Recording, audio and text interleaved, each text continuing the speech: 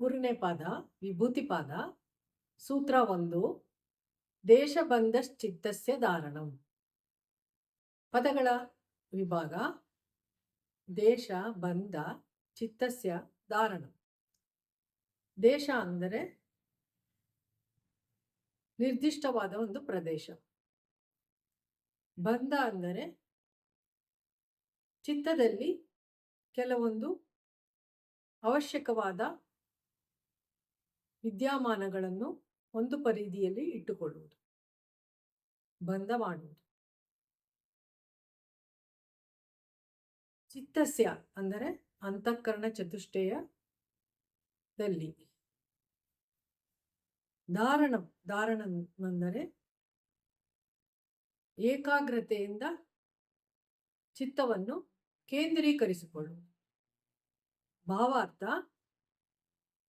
ದೇಶಬಂಧ ಎಂದರೆ ಒಂದು ನಿರ್ದಿಷ್ಟವಾದ ಪರಿಧಿಯಲ್ಲಿ ಚಿತ್ತಸ್ಯ ಅಂತಃಕರಣದಲ್ಲಿ ಕೆಲವೊಂದು ಅವಶ್ಯಕವಾದ ವಿದ್ಯಮಾನಗಳನ್ನು ಬಂಧ ಮಾಡುವುದು. ಅಂದರೆ ಅಂತಃಕರಣ ಚತುಷ್ಟಯದಲ್ಲಿ ಎಷ್ಟೋ ವಿಚಾರಗಳು ಅಲ್ಲೋಲ ಕಲ್ಲೋಲವಾಗಿರುತ್ತವೆ ಹಾಗೂ ಸಂಕೀರ್ಣಗೊಂಡಿರುತ್ತವೆ. ಇದರಲ್ಲಿ ಕೆಲವು ವಿದ್ಯಮಾನಗಳ ಮೇಲೆ ಮನಸ್ಸನ್ನು ಕೇಂದ್ರೀಕರಿಸಿ ಅದರ ಮೇಲೆ ಹೆಚ್ಚು ಏಕಾಗ್ರತೆಯಿಂದ ಕೂಡಿ ಸಂಪೂರ್ಣ ಮನೋಬಲವನ್ನು ಹೆಚ್ಚಿಸಿಕೊಂಡು ಮನಸ್ಸಿನಲ್ಲಿ ಆ ವಿಚಾರವನ್ನು ಧಾರಣ ಮಾಡುವುದು. ಇದು ಒಂದು ಮನಸ್ಸಿನ ಪ್ರಕ್ರಿಯೆಯಾಗಿದೆ. ಸೂತ್ರ 2. ತತ್ರ ಪ್ರತ್ಯೇಕತಾನತಾ ಧ್ಯಾನಂ. ಪದಗಳ ವಿಭಾಗ. ತತ್ರ ಪ್ರತ್ಯಯ, ಏಕತಾನತ ಧ್ಯಾನಂ.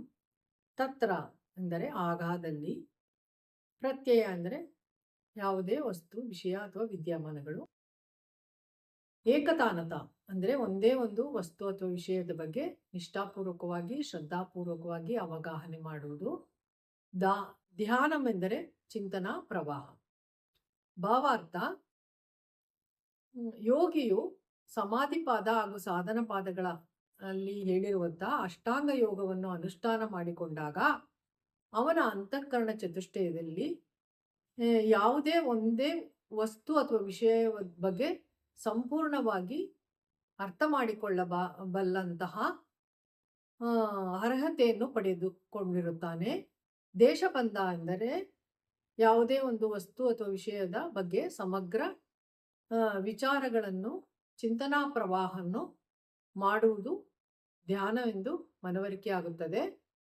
ಇಲ್ಲಿ ಧ್ಯಾನದಲ್ಲಿ ಯೋಗಿಯು ಅಮನಸ್ಕ ಸ್ಥಿತಿಯನ್ನು ಹೊಂದುತ್ತಾನೆ ಹಾಗೂ ಒಂದೇ ವಸ್ತು ಹಾಗೂ ವಿಷಯದ ಬಗ್ಗೆ ಸಂಪೂರ್ಣವಾಗಿ ಅವನ ಚಿಂತನಾ ಪ್ರವಾಹವು ಅರಿಯುವುದರಿಂದ ಅವನು ತನ್ನನ್ನು ಮರೆತು ವಿಶ್ವದ ಒಡನೆ ತನ್ಮಯತೆಯನ್ನು ಪಡೆಯುತ್ತಾನೆ.